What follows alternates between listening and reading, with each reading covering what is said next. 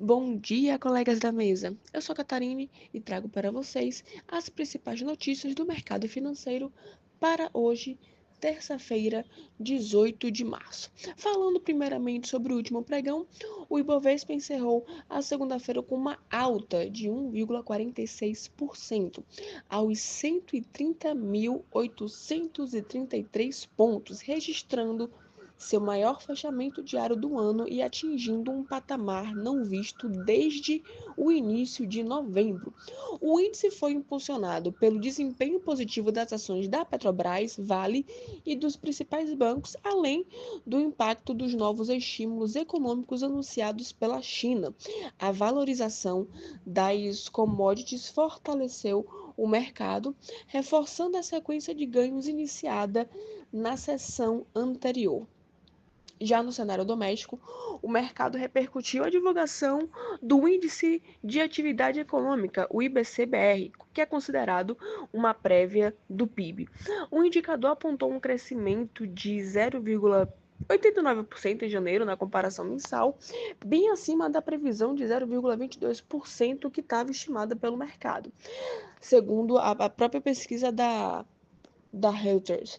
O relatório Focus do Banco Central trouxe revisões nas projeções econômicas. A inflação esperada para 2025 recuou de 5,68% para 5,66%, enquanto a projeção para o crescimento do PIB foi reduzida de 2% para 1,99%. Já a expectativa para a taxa Selic permaneceu em 15% para o próximo ano.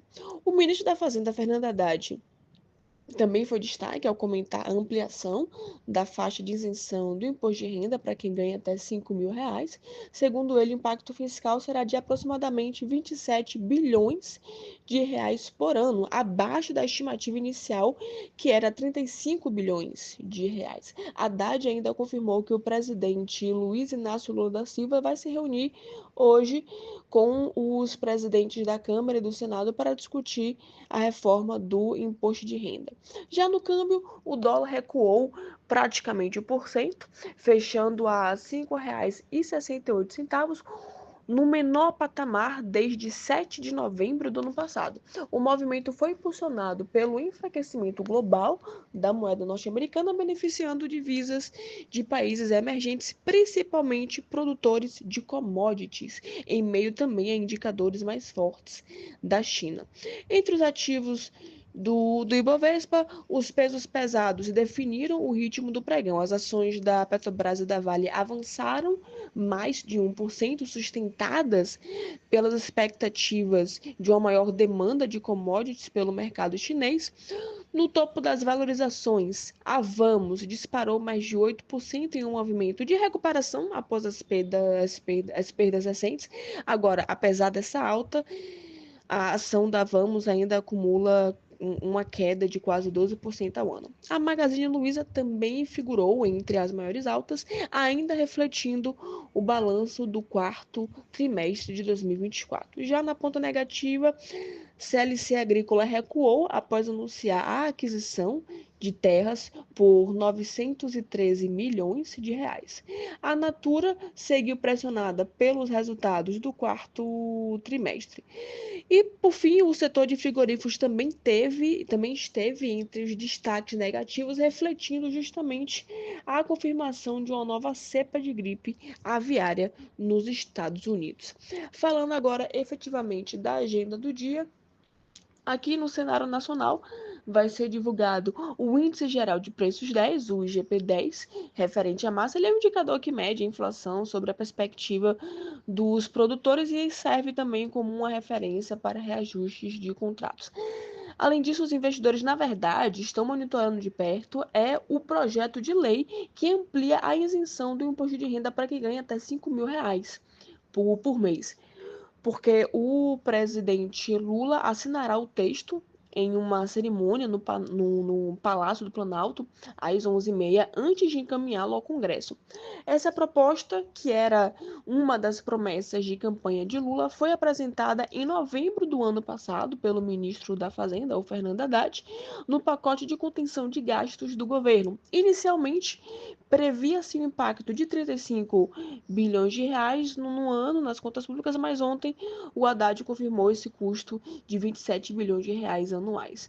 O anúncio da medida ocorre em meio a essa estratégia de agenda positiva do governo para tentar reverter a queda na popularidade do presidente, especialmente após a divulgação na semana passada do novo crédito consignado para funcionários da iniciativa privada. Outro ponto interessante do dia é que hoje é justamente a primeira etapa da reunião do Copom, na qual será apresentada análises técnicas sobre a conjuntura econômica. A decisão sobre a taxa Selic será tomada na segunda fase do encontro, que ocorre amanhã. Sem outros grandes indicadores econômicos previstos para hoje, as movimentações políticas em Brasília vão ganhar ainda mais destaque no radar do mercado nacional. Nos Estados Unidos, a agenda começa às 9h30, com a divulgação dos dados sobre o início das construções em fevereiro, que vão refletir a atividade do setor imobiliário, e os preços de importados do mês. É utilizado, inclusive, para avaliar pressões inflacionárias.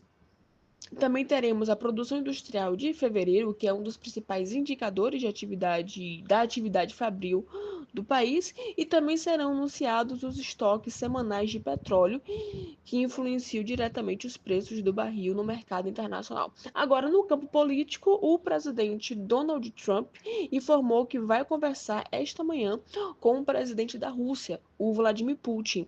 Trump expressou preocupação com o conflito entre Rússia e Ucrânia, afirmando que a situação não é favorável para nenhum dos dois países. Já na Europa, os mercados estão operando em alta, impulsionadas pelo avanço das bolsas asiáticas, que estão refletindo um movimento recente de migração para os ativos não americanos em meio às incertezas geradas pelo governo Trump. Na Alemanha, os legisladores devem votar hoje um projeto de lei que desbloqueia centenas de bilhões de euros em gastos com defesa e infraestrutura financiados por dívida. Por fim, falando do mercado asiático, as bolsas fecharam em alta, impulsionadas pelo otimismo renovado em relação à China, que tem se beneficiado da volatilidade dos mercados americanos diante das incertezas provocadas por Trump. O sentimento positivo ganhou força após a divulgação de um relatório fraco de vendas no varejo dos Estados Unidos e também da confirmação pela Casa Branca de que as tarifas recíprocas entrarão em vigor em 2 de abril.